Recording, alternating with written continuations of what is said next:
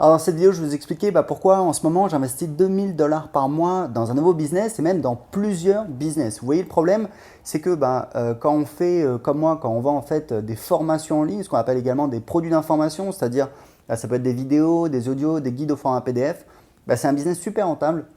Mais le problème, c'est que si vous essayez un jour de revendre ce business, en fait, ça a peu de valeur.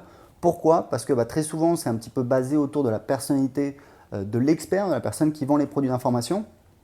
Et puis, c'est un business où en fait, il faut toujours vendre, vendre, vendre, vendre, vendre. Il faut faire des promotions, sinon on ne fait pas vraiment de vente. Et pour ces raisons-là, en fait, ça, à la revente, ça n'a pas une valeur très importante. En fait, grosso modo, voilà, on revend le fichier client et puis ça ne va pas beaucoup plus loin. Donc, moi, j'ai mis en place sur mes blogs des systèmes de vente automatique qui génèrent plusieurs milliers d'euros de ventes tous les mois. Donc, en fait, c'est quand les gens s'inscrivent, ils reçoivent des emails qui les incitent à acheter des produits et ça fonctionne très bien.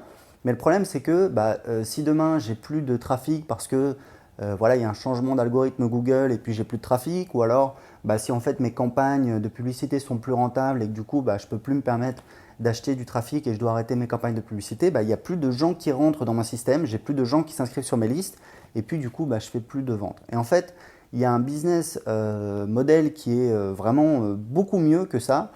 C'est en fait un petit secret, mais si vous regardez un petit peu les startups, elles se lancent toutes là-dedans. Qu'est-ce que c'est? En fait, il s'agit d'un système où en fait les gens payent un abonnement tous les mois pour avoir accès à un service en ligne. Donc si vous regardez un petit peu, il y a beaucoup de sociétés qui ont ce business model. Il y a par exemple Aweber, enfin tous les autorépondeurs, Aweber, Mailchimp, SG Autorépondeur, je ne sais pas ce qu'il y a encore, mais il y en a vraiment des tonnes, plein d'applications sur la productivité, sur plein de choses, la comptabilité, qui sont des applications en ligne. Et vous payez, vous payez un abonnement tous les mois. Et plus vous avez besoin de ressources, c'est-à-dire plus vous avez besoin, voilà, par exemple, vous avez besoin de plus d'utilisateurs ou alors de plus de je ne sais pas quoi, vous allez payer plus cher et vous continuez à payer jusqu'à ce que vous continuez, enfin, tant que vous utilisez le service. Donc ça, c'est un business model qui est hyper rentable parce que si vous avez une application voilà, qui a tant de clients à tant par mois, vous savez que tous les mois, il y a tant d'argent qui rentre et vous avez une sécurité, vous savez que tous les mois, automatiquement, les cartes bleues des clients sont débitées. Alors évidemment, il y a des clients qui se désinscrivent tous les mois ou tous les ans, ça dépend du taux que vous avez. Mais grosso modo, le jeu, c'est d'avoir plus de gens qui rentrent, plus de gens qui s'inscrivent, qui commencent à payer que de gens qui se désinscrivent. Donc il y a des stratégies de développement comme ça, mais en attendant, vous avez une stabilité puisque vous savez que voilà, il n'y a pas tous les clients qui vont partir d'un mois sur l'autre, ça n'arrive jamais. Et vous avez une sécurité et vous pouvez vous permettre voilà, d'investir sur le long terme. Et ça, c'est des business qui ont beaucoup plus de valeur à la revente. Typiquement, ça peut se vendre entre 2 ans et 4 ans de chiffre d'affaires. Alors, c'est vraiment une valeur au doigt mouillé.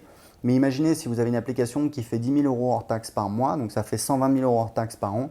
Grosso modo, vous pouvez la vendre entre 240 000 euros et 480 000 euros. Donc, si vous passez 5 ans à développer une application qui, au final, vous arrivez à la revendre, voilà, peut-être 400 000 euros, c'est une affaire intéressante. Donc non seulement vous avez un business, enfin moi personnellement je préfère garder mon application que la vendre, je préfère la développer, mais vous savez que vous avez développé un business qui a une valeur à la revente le jour où, je ne sais pas, vous en avez marre, vous voulez partir à la retraite, vous voulez financer autre chose, etc., etc. Donc si vous voulez, quand on est entrepreneur, il faut avoir une démarche patrimoniale globale et pas seulement, voilà, j'ai mon business, ça me rapporte tant. Non, il faut être beaucoup plus global et justement développer ce type d'application, ça s'inscrit dans cette stratégie.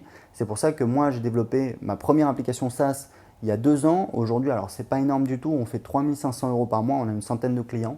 Mais en attendant, ça me permet de financer un développeur qui est au Bangladesh. Donc ça fait 6 mois qu'on travaille ensemble. Il y a des hauts, il y a des bas, mais grosso modo ça se passe bien. Et je le paye 2000 $ par mois. Donc c'est cool parce qu'à mon avis, il va pouvoir se construire une belle baraque au Bangladesh. Et en attendant, voilà, on développe un petit peu, non seulement cette application, mais on développe de nouvelles applications. En fait, là, on est en train de travailler sur une deuxième application. Et il y en a une troisième qui va venir derrière, parce que ça, c'est une très très bonne stratégie de diversification. Alors, évidemment, moi, la chance que j'ai, c'est que, en fait, j'ai déjà des gens qui me connaissent depuis 2010. Je suis sur Internet, il y a des gens qui sont sur mes listes, j'ai des clients de mes formations. Donc, l'avantage, c'est que je peux contacter ces gens-là, les sonder, découvrir quel est leur problème, créer une application et ensuite vendre cette application. Donc ça, c'est un avantage que j'ai. Il y a 1 an et demi, j'ai suivi une méthode aux États-Unis qui vaut 3000 $ et qui m'a absolument scotché parce qu'en fait la promesse c'était créer votre application web ou mobile sans idée ni investissement de départ. Et je me suis dit mais c'est quoi ce truc-là? C'est pas possible, c'est incroyable. J'ai suivi le lancement, j'ai trouvé ça génial. Et j'ai suivi la formation et j'adore la méthodologie. En fait, ce que j'ai fait, c'est que j'ai adapté cette méthodologie au marché français. Donc, vous pouvez la télécharger. Tout est indiqué en dessous de cette vidéo. Il suffit de cliquer pour voir la méthode. Et en attendant, c'est une super méthode qui permet de démarrer justement si on part de zéro, qu'on n'a pas d'idée, mais qu'on n'a pas de contact existant. En fait, ça explique comment vendre son application avant même de l'avoir créée et ensuite de la faire financer et ensuite de la faire créer et ensuite avec ses premiers clients de l'améliorer et continuer à la vendre. Donc en fait, l'avantage quand vous créez une application comme ça, je vais vous expliquer parce qu'il y a quelques temps, je me suis renseigné plus en détail, donc j'ai suivi un entrepreneur américain qui a créé une application qui est, enfin je n'ai pas le chiffre d'affaires, mais c'est un truc absolument énorme. Donc c'est ça un petit peu le génie sur Internet, c'est que vous pouvez voir sur YouTube des interviews d'entrepreneurs qui sont vraiment très brillants et qui expliquent un petit peu. Et il expliquait un petit peu quels sont les chiffres clés pour développer une application de ce type.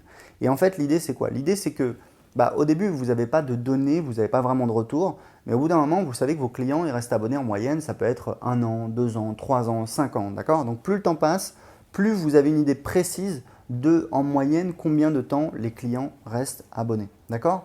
Donc, imaginons que vous avez une application qui coûte voilà, je ne sais pas moi, 30 € par mois, ce qui est vraiment pas cher, quoi. C'est vraiment le premier prix pour les applications.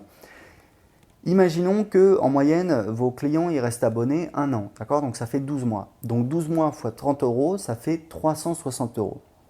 Il y a une règle qui existe en fait en développement d'applications SaaS, donc ça s'appelle comme ça, ces applications SaaS, Software as a Service, c'est-à-dire qu'on paye tous les mois pour avoir accès au service et toutes les startups qui se lancent, vous regarderez, elles fonctionnent sur ce business model puisque c'est un business model qui a de la récurrence, qui permet voilà, de s'assurer. Et en fait, une fois que vous avez voilà, votre application qui tient la route, que vous avez déjà des premiers clients, des premiers utilisateurs, le but du jeu, c'est de faire rentrer plus de clients. Et en fait, quand vous commencez à avoir des données sur vos clients, vous connaissez la valeur moyenne par client. Donc là, on a vu dans notre exemple, c'est 360 €. Il y a une règle qui existe, qui est vraiment une règle au doigt mouillé, mais qui est vraiment intéressante, qui dit qu'en fait, on peut se permettre d'investir un tiers de sa valeur par client pour acquérir le client. C'est-à-dire qu'en fait, on va dépenser un tiers de la valeur par client en fait, pour faire venir le client, pour le faire rentrer, sortir sa carte bleue et payer une première fois. Ensuite, on va dépenser un tiers pour développer le service, maintenir le service, payer les salaires de tout le monde dans la boîte, payer les bureaux, payer les serveurs, etc., toutes les dépenses. Et puis, il y a un tiers qui est du profit. D'accord? Donc, en fait, c'est un petit peu, grosso modo, c'est un tiers, un tiers, un tiers. Et l'avantage, c'est que quand vous savez ça, vous savez combien vous pouvez vous permettre de dépenser pour acquérir de nouveaux clients. Donc, dans notre exemple, si on a une valeur moyenne par client qui est de 360 €, ce qui est vraiment pas élevé, puisque 30 €, c'est pas énorme, et 1 an, c'est pas énorme non plus. Si les gens restent abonnés en moyenne qu'1 an, c'est que en général, votre application, il y a un problème, c'est qu'elle n'est pas assez bonne. Normalement, les gens restent abonnés pendant des années. Moi, en ce moment, je travaille avec un client en coaching et on regardait un petit peu ces chiffres. Et en fait, on voyait que, je crois que c'était ça fait 1 an et demi qu'il n'a pas eu un client qui a arrêté. Donc, je lui dis, voilà, ça, c'est une super nouvelle. Maintenant, le problème, c'est que le prix n'est pas assez élevé de ton application. Donc, du coup, ça vient limiter ta valeur par client. Et ça vient limiter du coup l'investissement que tu peux faire pour acquérir de nouveaux clients. Donc il est en train d'éplucher un petit peu ces chiffres pour qu'on affine sa stratégie. Parce qu'en fait, voilà, dans notre exemple, si vous avez une valeur par client de 360 €, donc quelqu'un qui paye 30 € par mois, qui reste abonné en moyenne 12 mois, soit 1 an, ça veut dire que vous pouvez vous permettre de dépenser 120 € pour acquérir un client. Donc vous pouvez faire la publicité sur Facebook, sur Google AdWords, peut-être sur LinkedIn. Voilà, il y a pas mal de médiums pour faire de la publicité. Ce que vous pouvez faire également, c'est payer un commercial. Si vous êtes en B2B, vous vendez à des entreprises, ce qui est un très très bon… je vous conseille plutôt de cibler des professionnels si vous voulez développer une application rentable. Le problème de beaucoup de personnes qui lancent des startups, c'est qu'en fait, ils lancent des services qui sont destinés à des particuliers. Donc, le problème, c'est que les particuliers, ils ne sont pas forcément prêts à investir beaucoup. Et un business, oui, quand vous avez un business, moi je suis entrepreneur, j'ai un problème, je veux le résoudre, je vois un truc qui coûte 30 ou 50 € par mois, je me dis bon ok c'est parti. L'avantage, le plus important c'est que ça me permet d'avancer et je ne me pose pas plus de questions que ça. Et tant que le service fonctionne et me satisfait, je vais continuer à payer sans me poser de questions. Donc, si vous vendez à des professionnels comme c'est le cas de mon client, du coup, c'est lui qui fait le démarchage, mais vous pouvez avoir voilà, des commerciaux et donc connaître votre valeur par client. Ça vous permet de savoir combien vous pouvez dépenser pour acquérir un client et donc ça peut vous permettre de savoir, ok, donc grosso modo, je peux me permettre de dépenser 120 euros pour acquérir chaque client. Donc ça veut dire que si je paye un commercial, je ne sais pas moi, 3000 euros, ça veut dire qu'il faut qu'il fasse, je crois, 15 ventes dans le mois ou un truc comme ça. Voilà, donc vous voyez un petit peu le raisonnement. Évidemment, c'est mieux si vous pouvez faire de la publicité sur Internet, vous payez de la publicité au clic par exemple sur Google AdWords et après, voilà, c'est qu'une question de chiffres, vous regardez un petit peu et vous essayez d'optimiser votre tunnel de vente pour faire plus de ventes et après l'idée c'est d'alimenter un petit peu la machine. Donc ça c'est un excellent business model, c'est quelque chose qu'il faut vraiment envisager aujourd'hui sur Internet. Donc comme je vous le disais, j'ai créé une méthode pour vous permettre de lancer votre application de A à Z en partant de zéro, sans idée ni investissement de départ. J'ai suivi cette formation aux États-Unis qui vaut 3000 $, qui est absolument formidable. Ils ont plein d'élèves qui ont créé leur application. Je pense que c'est un excellent business model. Pour en savoir plus, cliquez en dessous de cette vidéo. À très bientôt.